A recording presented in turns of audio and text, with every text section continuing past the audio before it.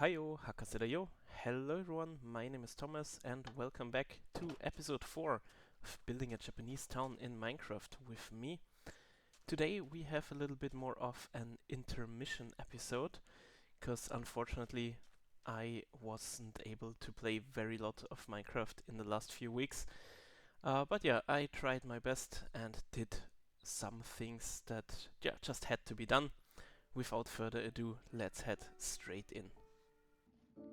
First order of business was to head to the Nether, to one of the warped forest biomes, to gather a lot of ender pearls, and then of course combine those with some blaze powder to create the Eyes of Ender, because I knew I wanted to head to the end very soon.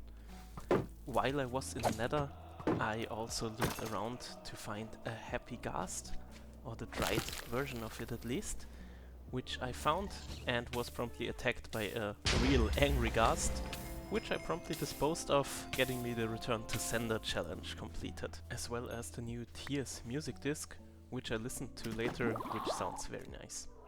Back in the overworld, I put the little happy ghast into the water to hydrate him back to his happy little flying baby state, and yeah, I named him Yamato. And then, after waiting a bit more for him to grow up, it was time to give him a ride.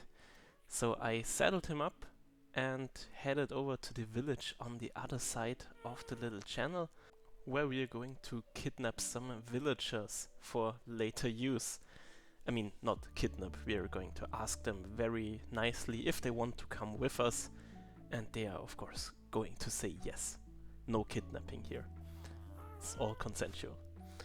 Yeah, so I put them in a boat, and after some struggle where Yamato just decided to drag them around, I managed to get back on track and headed back on the other side of the water and on top of the hill, which I have been clearing over the past few episodes. Whenever I needed some dirt, the top of that hill was the first thing that went. So we have a nice platform on top of the hill ready for our next big building project, which will be a school building, and it will also mark the first part of the spring district of our 4-season project. Because yeah, that's the school, and at the start of the new school semester in Japan, there's of course spring, so we're gonna need lots of cherry trees. And as you can see right here, I dug out a hole and then began installing a villager breeder inside of it. Just a very simple design with a little carrot farm.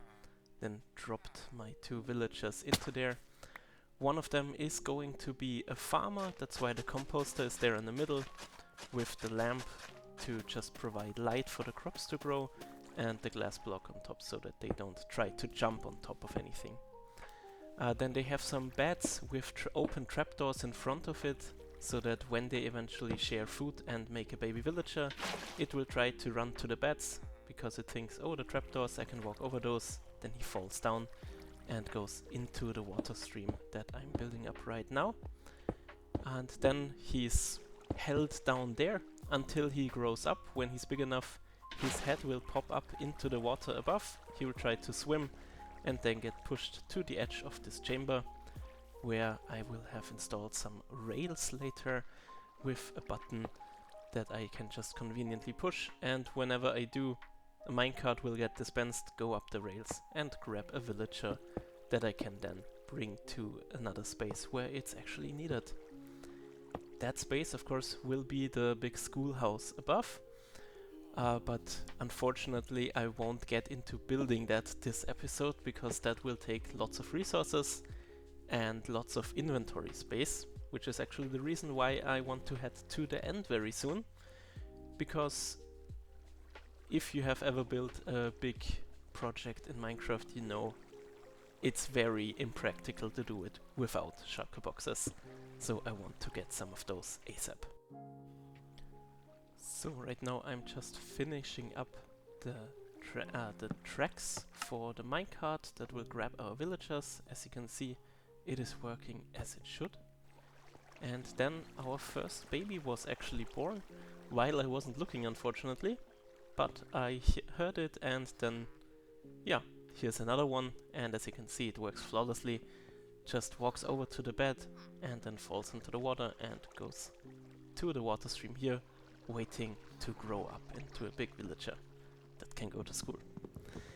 So then I decided what my first villager should be, and of course that's mending. So after I spent about half an hour in which I didn't see mending at all, finally I got a mending book for rather cheap. 14 emeralds isn't too bad, and that's what I locked in to get us some mending for all our tools in the future.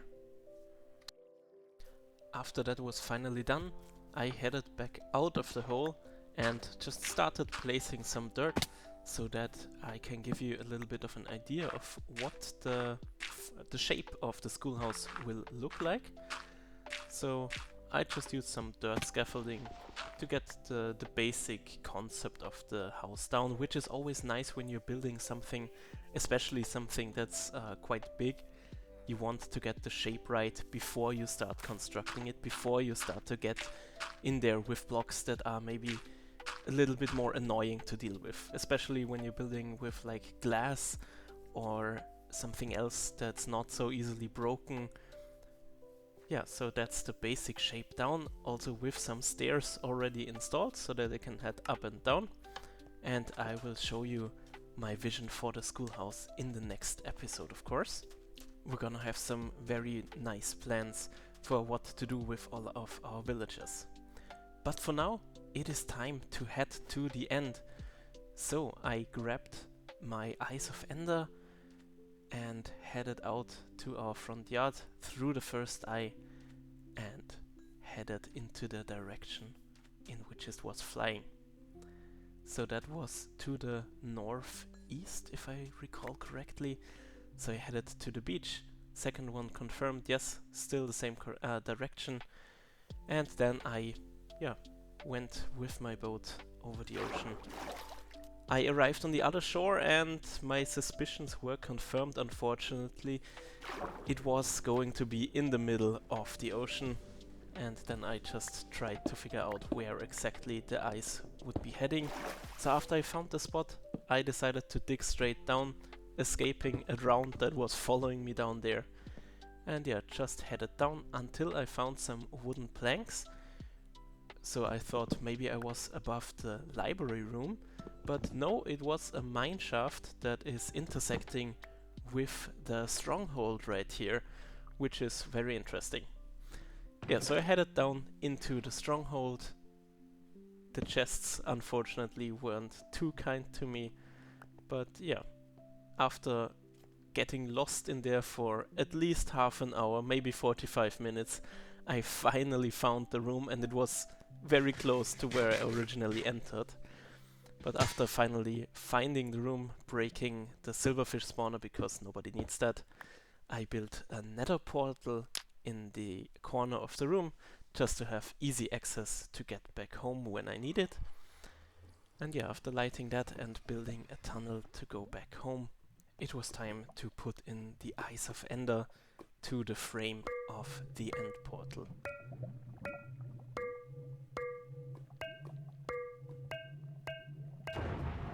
And with that, I had established contact to the end of the game. But I wasn't going to jump in just now, so I headed back home through the nether and enchanted some of my gear. I finally named my sword after upgrading it a bit to Zetto Kanna, which is of course a reference to the Katanagatari series. Very good light novel and also anime adaptation. If you're into that, I highly recommend checking that out. Very good series. So yeah, I geared up in the meantime and enchanted all of my armor pieces with protection 4, which I got from another villager up at the schoolhouse, but only after a soul-crushing good 45 minutes, 1 hour of trying to get the villager to sell me protection 4 at a reasonable price, which he just over and over and over refused to do. Yeah, but after finally getting that, I headed back into the nether. As you can see, I built a walkway, a tunnel between my home portal and the portal to the stronghold, which will get us to the end in a few seconds. So after preparing myself, checking that I had all the materials that I needed, it was finally time to jump straight into it. And with that, I had entered the end dimension for the first time in this world, headed up to the center of the big end island, and yeah, started pillaring up, destroying all the crystals, as you do for the dragon fight. I had of course the bow that I prepared, which was tremendously helpful in the fight for the dragon. The dragon, of course, yeah, it was a little bit of a challenge, but we've all done the dragon fight. It's not too hard. In about 10-15 minutes I had the whole thing done. And with that, the end was liberated. After getting the satisfaction of watching the dragon explode over my head and showering me with that sweet XP, I was not done with the end dimension quite yet, so I could have jumped into the well right there, into the end fountain, but I didn't, because there was a reason why I went here in the first place, and that of course is to get some shulker boxes. But we cannot ignore the dragon egg sitting on top of the fountain here, so I decided to just touch that with my pickaxe, which makes it teleport, and then if you build under it and place something like a torch, a button, a slab, can be anything that's not a full block, and you break the block where the egg is sitting on top, it will just fall down and break so that you can pick it up. You can also do that with like a piston, but this is the easiest way in my opinion. So then I headed to the gateway portal that had generated because I defeated the dragon, and headed in with one of the ender pearls from earlier, because of course we're in the end dimension. We're not starved for ender pearls now. You can use them freely.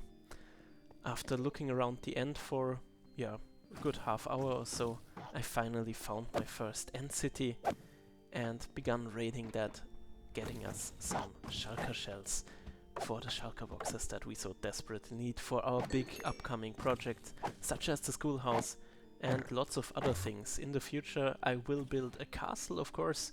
Can't have a Japanese town without a good castle somewhere in there. And yeah, looting the end went pretty good. I built up the first few shulker boxes and then filled them with some loot that I found around. Lots of different gear, other enchanted items, end rods and stuff from the end dimension. Of course you can't just raid an end city without also going for the big prize, which is of course the elytra. So I located my first end ship at the, I think, second end city that I found. I went in there, got the dragon head as a little trophy as well, and then of course headed into the ship to get myself an elytra.